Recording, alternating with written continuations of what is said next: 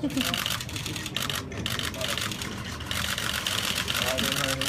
you can cut.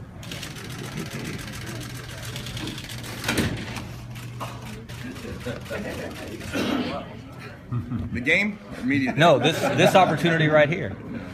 No, I really hadn't thought much about it at all. You know, we've got a schedule every day, obviously, of stuff with coach and how detailed it is. Really, I don't even know if I was doing this until last night when somebody mentioned it. Has coaching been easier for you this year, not having to deal with us and the peripheral stuff and just focus on coaching? Well, not about the media, but just it's been easier to coach offense. I think, you know, being a head coach for as long as I was, you kind of forget the value of being able to be with your quarterback, to be able to be with your offensive players the entire game. You know, I don't watch now. I don't even watch a play. At the end of the game, I go in and I'm in the locker room with Kirby. I've got no idea what we did on defense, what a play, you know, any plays that happen, because rarely ever do I ever even see a play. I just stay with Blake, stay with the offensive guys, go over the last series in detail, go over what we potentially will see in the next series, adjustments, and that's very foreign to what I had been doing. Where before you have to watch the game. I mean, you literally can't go to the bench and coach them because you're the head coach. I mean, you've got to watch if a penalty happens. You know, you've got to make adjustments, make calls, make decisions throughout the game. So it's been different. It's been refreshing to me because I do love the aspect of the in-game adjustments, or you put a play in because of a coverage that they're putting in, and then the play works, and you get to see the players celebrate because of the adjustment or play. I do like that aspect a lot. And as a head coach, it's harder to do that, obviously, than it is when you're just a coordinator. Given the success that you've had this season, has it been self-assuring for you, given the success you've had as a play caller? I really hadn't thought about it that way at all. Just extremely excited for all the offensive players, but especially for Blake. You know, here's somebody. Now we're in an age now with kids of things don't go my way, we're going to move you. We don't like the coach there in ninth grade, we're going to put you on a different team because he doesn't play you. As opposed to you stay and you play and you fight through it. And Blake's an example of that. I mean, what do we see in the next month is going to happen all over the country? Quarterbacks that aren't happy are going to transfer. Well, he had so many opportunities every year, obviously, of not playing, getting moved positions, signing of Jake Coker as a transfer that everybody assumes coming in to be the starter. The kid never once mentions it. Never. I think I had one conversation. It's because I brought it up because I was worried it was on his mind about people being down on him or no trust or belief in him. Coach, I'm not worried about that. Don't worry about me. I'll do whatever you want. To see that attitude pay off, which is so unusual nowadays, you stay and you play, has been great to see, not just in college, but when you talk about younger kids playing sports around the country, you don't just leave because it's not going your way. What were your first impressions of Blake, and what stood out to you as you coached him all these months? I met Blake when he was in high school. He was committed to Alabama. Myself and Ed Ogeron went to his high school, went to his home with his family, spent an entire day with him. And he can tell you the story. I don't know if he's ever told it. And he's decommitting to Alabama to come to Tennessee. And I don't know the exact timing, but it might be 1 or 2 days later when we go to USC. So it's really kind of, we've talked about it a couple of times, it's really just a crazy story. You know, here was a kid that we were going to be together at Tennessee, leave, who would have ever thought, you circle all around after everything that's happened, and now you're together for 1 year here, and you know, it's just been great to see him. I just wish we had longer. You know, I wish we had longer with him to see what he's done in such a short time, and to see how we've adjusted to him, and to think, boy, what if we had another year with him? But just happy for him because he's shown he can run a system that is part NFL and part spread, and the success that he's had, where a year ago I don't think anybody would think about this guy being potentially being drafted in the NFL. which now he should be drafted. His performance of what he's done, he's shown. When you watch the film and watch the tape of him, what has he put on there that he cannot do? He's done everything. He's run spread stuff, which obviously is now NFL's moved towards some, but he's also run in-pocket pro style stuff, like his touchdown to Missouri, and 2 backs are in the backfield. So he was really happy for him and his family, because it's not easy being a backup quarterback for the kid or the family that many years and have to go through all, every year, okay, we're not the guy again. You learned about yourself as a coach this year. I mean, not that you've taken a step back, but maybe you've gotten a different view that, you're able to take a little bit of a step back from that head coaching spot. Yeah, there'd be a lot of answers to that about what have you learned as you sit back. I think the number one thing after seeing Coach is the other stuff. I was so focused on the game, the players, especially the offensive players as a head coach, and the game plan all week, and spring ball, and recruiting. To delegate like Coach does, be in charge of everything. A surprise to people that would come into the program, I think, is to see Coach Saban off the field, what he does besides just the football. I mean, it was Thursday before a game, or Friday before a game, and he's got 9 million things to do on his schedule, and he's meeting with I think a women's tennis recruit or something like that, just to help the university, or going over to speak at different places. He manages all the stuff outside so well, and then also does the stuff inside. Where I think I spent so much time focused inside, that was a big part of the failure of not doing all the other stuff. There was so much importance placed on that. I always thought, winning solves everything. What's the most creative thing you've heard from him, or that he's told you? The most creative thing, maybe. The most creative thing he's told me. Ooh, I don't know. I'd have to think about that. I don't know that. Sorry. Like you mentioned in the other room about the phone not ringing. How humbling was that, and has this whole process been for you? Yeah, it's very humbling. And in this profession, it happens all the time. You can be really, hot one minute, and then the next minute be unemployed. It's just a reminder that you always got to keep trying to improve yourself. You always got to keep growing and never be satisfied where you are. And I think this year has been an example of it. We took a bye week. We'd been moving the ball really, really well. And instead of just saying, well, we're going to do what we've been doing, took a bye week and said, okay, we're going to look at 2 teams. Just look at the stats and, here's Auburn and A&M moving the ball again like they do every year. And then we took some stuff from those 2 teams in that bye week that we ended up using later in the year. So to me, it's just a reminder that it was very humbling that you always got to keep trying to grow and keep improving. What's the difference between coaching between Meyer and Saban and recruiting Saban? Pardon? What's the difference between coaching between Saban and Meyer, preparing for them? Preparing for Saban and Meyer? Well, Urban, you're not really preparing because he wasn't coaching defense, so I don't look at it that way. Where when you were playing Coach Saban, the defense, it's so multiple what Kirby and Coach do on defense that they're extremely hard to prepare for. You take a lot of your week just trying to figure out where everybody's at on defense, because they're so multiple from their fronts, coverages, rules, adjustments, that it takes a long time to figure them out. You're not going to play an Alabama defense like they talked about, knowing that the touchdowns are coming before the play because of the coverage, because you can see what they're in, because they're showing it to you.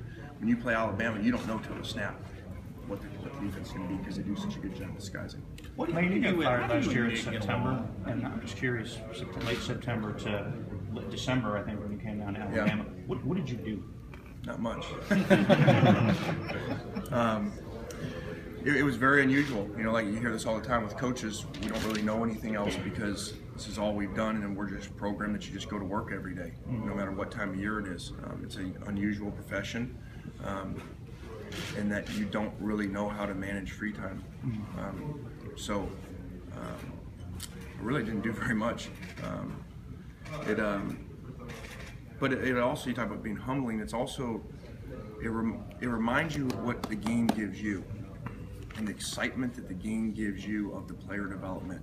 Not just in the games when they make the plays, but in practice when they make the plays. Or guys, you get to see a guy like Amari Cooper, who has worked as hard as anybody in the country at his game, so humble, works so hard, and then to put the system in, feature him like we've done with the star receivers over the years at places, and to see him, even though he's so team-oriented, but to be rewarded with all the awards and accolades and the records that they'll be there forever. He's going to have, until somebody breaks him. So that part, was missed.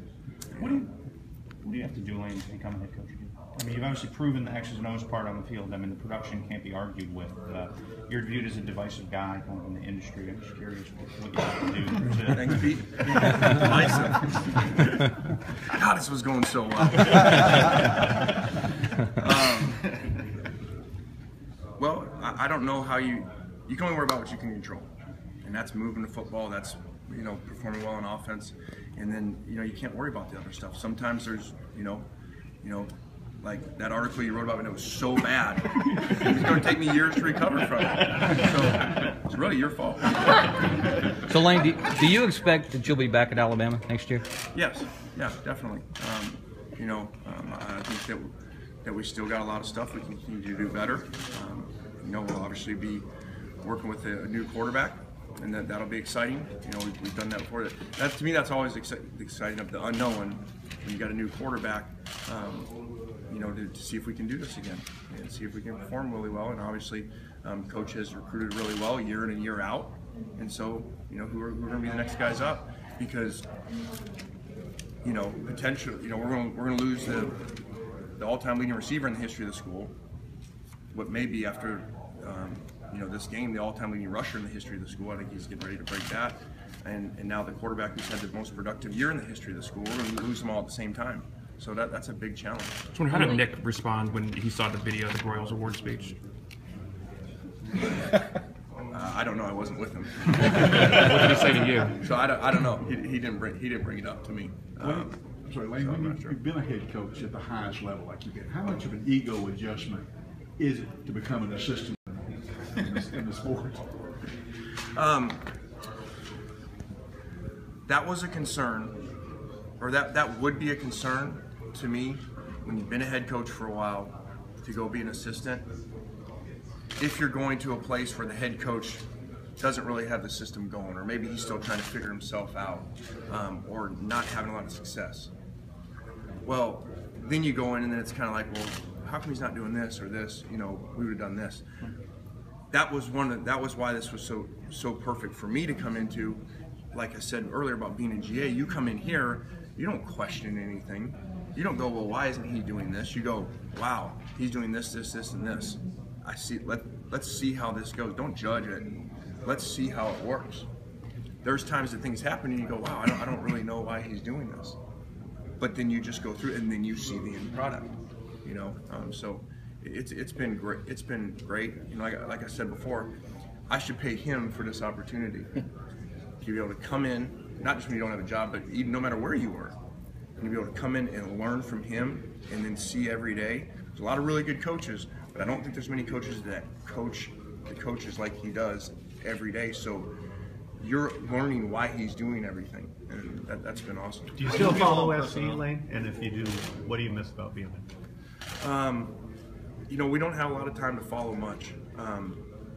I do once in a while catch some stuff. Like we got out of our meeting, I caught, it must have been the fourth quarter or something like that. I talked to Sark the night before the game down there. Actually talked to Pat a couple times too over the last month or so. Rooting for them. Nelson sent me a great text last night, a long text. Anytime that you go through what we went through and you recruit kids as the head coach to a program, you want to see those guys have success. It's not, well, if they lose, then they're going to write that it was because of me, whatever, any of that. It's none of that. To see them have success, see Leonard Williams do what he's done. Talking to Sark, Sark talked about there was 4 games a kid probably a lot of kids wouldn't even play. I guess he was so banged up, and for him to just fight through that and play the way that he did, Those are really cool stories because you know, had you not been there, some of those kids don't come. Not the local kids, the Marquise Lee maybe would have come there no matter what. But like Nelson and Leonard, for my dad to go down there, know the people, the connections down there, for those kids to trust in us, they're going to come across the country to play at SC and then see how well it's worked out, especially for those two guys. You know, whatever, somebody said Leonard maybe the second pick of the draft or something. That's a really neat story. What was the experience like for you going back to Knoxville and that irate fan base? And did you ever share your family's concerns about safety? It's you know, that just kind of goes in. It's just been a really interesting year. You know, I thought about going in there and how that was and getting off the bus and everything. And then I was sitting there after the game. No, before the game. I said, who would have thought, Coach, that one day I was going to go back here as an assistant working for you. It was just he and I sitting there. And how this crowd base was getting off the bus. And then our next game, we're going to go into LSU and have the same thing to you. I don't know. He made it. He's funnier than you guys think. He made a joke one time about how did I get higher on the most hated list than he did when he came out of it. How do y'all get along? He might have been mad about that. How do y'all get along? I mean, y'all seem so. You're talking about being a funny guy. I'm sure we don't know what goes on behind the scenes, but you two seem exact polar opposites, personality-wise. Is that accurate? And how do y'all make that work? You know, I think that assumption about us being so different is very fair, but I don't think it's really accurate. We may not have the same personality, but we do have a lot of the same beliefs when it comes to coaching. You know, one of the many stupid things I said was when I took a shot at Urban, when the SEC championship game, I was doing ESPN, and I said, well, Florida has better players, but Alabama has better coaches. Well, it wasn't very smart to say, but what I was trying to say was that my respect for watching Coach Saban's teams and programs over the years is unbelievable, and I do totally believe in a lot of the exact same things that he's always been about: toughness, discipline, running the ball, even though people assume we throw the ball wherever we've been. You know, we've always tried to run the ball, play good defense, be physical, not have penalties, and be disciplined. We just have a different personality, but a lot of the same beliefs. Do you miss the whole part of being the kind of the guy out there in the front? You talked about you were so focused, but you were, like you say, you were a guy who would speak his mind and was out there in front of the media, and I mean, you seem to revel in it. Does that, have you missed that this year? No, I don't think you miss it. You know, I just always took the approach, and it haunted me at times, especially when you lose, everything gets magnified. But I was just going to say what was on my mind, and it wasn't going to be coach speak, and I wasn't going to get up there and say what every other coach gets up and says, because that's not what you guys want to hear. You know, so I'd answer questions, you know, exactly what I was thinking, is that I was having a one-on-one conversation. Sometimes that comes back to haunt you, like it did. So, Lane, is it important to you? Is it important to you to be a head coach?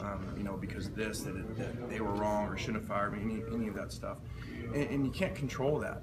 So I don't sit around and think about head job, when I'm going to get it, or if I should, because I can't control that. All I can control is focusing on the day and the players and the offense, and that's all that we've done. Coach, we've seen some of your interaction with Saban on the sideline, particularly the Auburn game. I mean, it was priceless. He was trying to get something across, and you were like, "Hey, I'm trying to do what you want." Just take us through those scenes and those moments when you and him were maybe at odds about a play or a situation. I don't think it's ever at odds. Like I said in the other room, and Coach told me this from the beginning. I'm going to tell you exactly what's on my mind, good or bad. Then we're going to move on, and I'm not even going to think about it again. And that's a really good quality, because so many of us, something happens, we hold it in, or I'm going to talk to you about what this guy should be doing. That's not how he's going to work. And it happens the same thing during the game. He's going to say something that's exactly how he feels, but then you don't sit around and think about it for the next 10 plays. Why did he say that? Just take it as what it is and move forward. So obviously I got no issues with it, and I think and not just no issues, I think it's really good, and I think it's very helpful for a guy to tell you exactly what he's thinking, just like he does with the players, exactly what he's thinking right away, so you can adjust and move on. Whenever you do the NFL today, does that, going back to the league had any appeal to you, or do you believe at heart you're a college coach? I, once again, really hadn't even thought about that.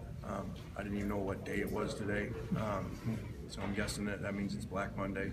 I hadn't thought about it, you know. I do really like the college game because I do like the development of the kids. I like the stories in the game, you know. I mean, this Blake Sims story, I'm just hoping we can end it to make it one, you know, just a great story for all times. And so you don't really get those in the NFL. You know, it's more business, obviously. I do like the college game better because of that. What's it going to take you to roll back, coach? Oh, I don't know that. I talked to Ed last night. He's because they're close to here. You know, he lives down here. So I talked to him last night at dinner, and he and Kelly are going to come over and get Layla and my kids and take them over to the house today or tomorrow.